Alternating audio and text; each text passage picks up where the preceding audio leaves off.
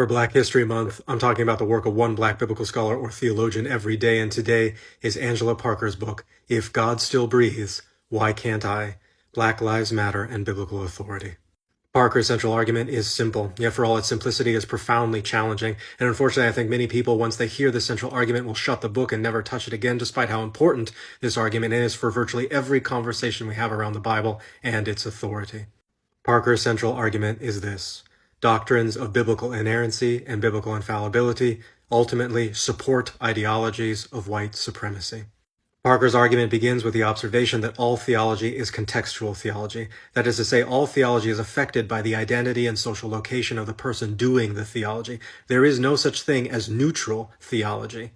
Parker's second observation is that the fields of academic theology and biblical studies are disproportionately occupied by white men. The people who occupy leadership positions in scholarly organizations, the people who teach graduate and seminary level classes, the people who write the textbooks that are used in those graduate and seminary level classes, all too often the people who occupy those graduate and seminary level classes and read those textbooks that are taught by those classes who are represented by that leadership in those scholarly organizations are disproportionately white and disproportionately male, and so are disproportionately doing white male theology. Even the women and the people of color who attend these classes and read these textbooks and occasionally teach these classes or get leadership positions in these scholarly organizations are all too often taught how to do white male theology because that's the environment in which they were educated. Another observation that Parker makes is that although in principle doctrines of biblical inerrancy and infallibility are doctrines about properties that the biblical text is supposed to have, in practice these are doctrines about certain authoritative interpretations of those biblical texts.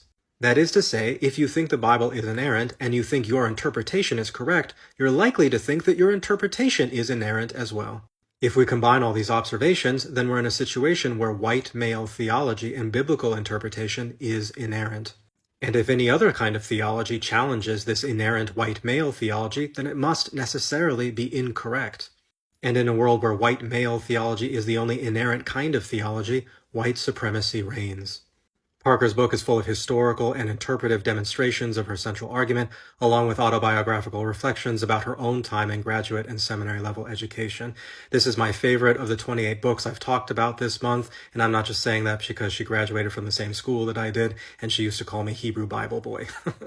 I would highly recommend this book to anybody who's interested in doctrines of biblical inerrancy or infallibility, or anybody who's interested in seeing the ways that contextual theology can affect the way that we think of the Bible's authority.